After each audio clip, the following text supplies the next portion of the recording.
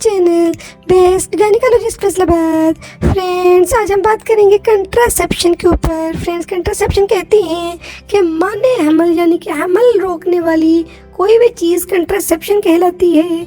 चाहे कोई हार्मोन हो, गोलियां हो, टीका हो या कोई डिवाइस हो जो यूट्रस में रख देते हैं जैसे कॉपर्टी वगैरह, या कोई सर्जरी की जाए, जो चीज़ भी हमल होने से रोके उसको हम कंट्रासेप्शन कहते हैं। ये मेडिसिन गोलियों की शक्ल में हो सकती है या फिर ये टीके की शक्ल में हो सकती है जो इंजेक्शन लगाया जाता है। इसके अलावा बाकी शामिल होती हैं डिवाइसेस जैसे कॉपर्टी जो हम रखते हैं, या कुछ औरतें इंटरनल कैंडोम यूज़ करती हैं जो वजाइना के अंदर कैंडोम चला जाता है वो वाला यूज़ करती हैं। और इस तरह की और डिवाइसेस जो होती हैं जो, या फिर डायाफ्राम होता है जो यूट्रस के ऊपर जो सर्विक्स होती है उसके ऊपर डायाफ्राम चढ़ा लेती हैं। इसके अलावा कुछ सर्जरीज होती हैं जिसमें पेशेंट जो है यानी कि जिसने कंट्रासेप्शन लेनी होती है वो अपनी जो ट्यूब्स हैं उनको वो कटवा लेती हैं, यानी कि ट्यूब्स को बंद करवा लेती हैं, और इससे जो ताकि उनको हमल ना ठहरे। फ्रेंड्स, यहाँ हम ये बताते चले कि जो सर्जरीज होती हैं वो रिवर्सिबल जो है ना वो पेशेंट के लिए टाइम बीइंग इरिवर्सिबल लॉस करती हैं, यानी कि वो रिवर्सिबल नहीं होती। जबकि मेडिसिन वगैरह जब छोड़ देते हैं तो उसके बाद हमल ठहराना आसान हो जाता है। फ्रेंड्स, जो मेडिसिन होती है जिसमें हम एस्ट्रोजन और प्रोजेस्टेरोन हार्मोन्स होते हैं, इन हार्मोन्स के साथ मैनिपुलेट किया जाता है और हार्मोनल सप्रेशन की जाती है ओवुलेशन की, ताकि हमल ना ठहरे। इसके अलावा एक कंट्रासेप्टिव इम्प्लांट होता है वो बाजू में लगा दिया जाता है, उसके अंदर से भी हार्मोन्स निकलते हैं। वो 3 महीने के लिए लगाया जाता है और 3 महीने तक हमल नहीं ठहरता, लेकिन उसका नुकसान ये होता है कि उससे हैवी ब्लीडिंग का डर होता है। इसके अलावा एक डायाफ्राम होता है, डायाफ्राम को जो यूट्रस के अंदर सर्विक्स होती है उसके मुंह के ऊपर चढ़ा दिया जाता है।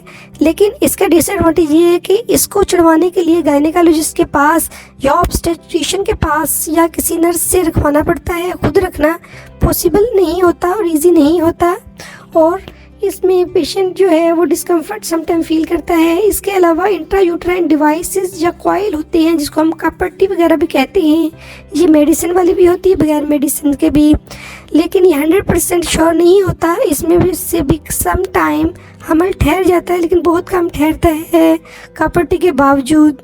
तो इसमें ये भी ख्याल रखना होता है कि हमल ठहर ना जाए, लेकिन ये भी एक अच्छा मेथड है। इसके अलावा वजाइनल रिंग यूज़ होती हैं, लेकिन ये इंट्रायूट्राइन डिवाइस जैसे कॉपर्टी और वजाइनल रिंग और डायाफ्राम, इससे पेशेंट को जो है इन्फेक्शन के चांसेस भी होते हैं कि पेशेंट को बार बार इन्फेक्शन हो रही होती है फॉरेन बॉडी की वजह से।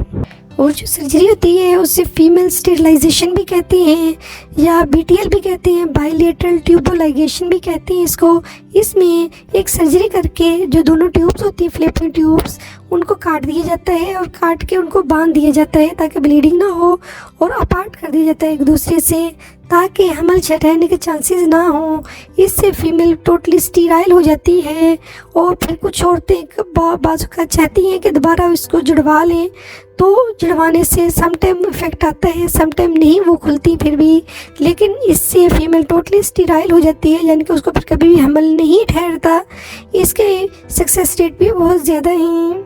फ्रेंड्स, बहुत से दोस्त पूछते हैं कि कंट्रासेप्शन की क्या ज़रूरत है, तो फ्रेंड्स ये आपको बताते चलें कि कंट्रासेप्शन बहुत इम्पॉर्टेंट होती है, ताकि अगर किसी एक बच्चे की पैदाइश के बाद उसका माँ ने दूध पिलाना होता है और उसको दूध पिलाने का अमल 2 साल तक होता है, जब 2 साल उसको दूध पिला लें तो उसके बाद हमल ठहराना चाहिए।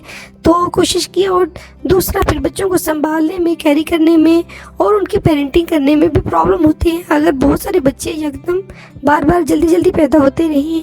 तो फ्रेंड्स, बहुत अच्छा होता है कि कंट्रासेप्शन यूज़ की जाए ताकि एक बच्चे से दूसरे बच्चे में कम से कम 3 साल का वक्फा हो, और उसके बाद अगर किसी की फैमिली में 3 बच्चे या 4 बच्चे हो गए हैं तो फर्दर बच्चों को प्रिवेंट करने के लिए कि और बच्चे पैदा ना हो बार बार जल्दी जल्दी, तो कंट्रासेप्शन की जाती है, इसलिए इसकी बड़ी इम्पोर्टेंस है। हम थोड़ा सा हार्मोन का डिस्कस करते चलेंगे, हार्मोन काम कैसे करते हैं।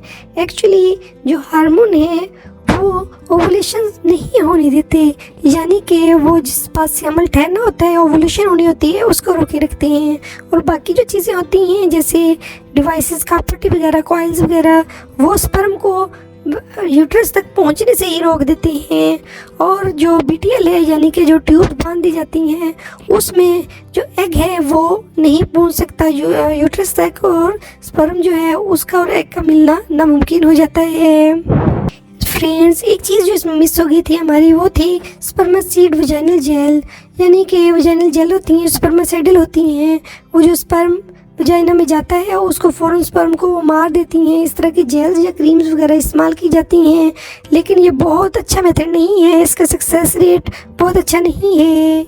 और एक मेथड होता है फर्टिलिटी अवेयरनेस मेथड, यानी कि इसमें कपल उन दिनों में हम बिस्तरी करते हैं जिन दिनों में हमल नहीं ठहरता, और उसके अलावा वो क्वाइटस इंटरप्टस करते हैं, यानी कि मेल जो है वो डिस्चार्ज अंदर नहीं होता, वो बाहर डिस्चार्ज होता है। लेकिन ये भी बहुत अच्छा और सक्सेसफुल मेथड नहीं है। इसका नुकसान ये है कि इससे समटाइम हमल ठहर जाता है।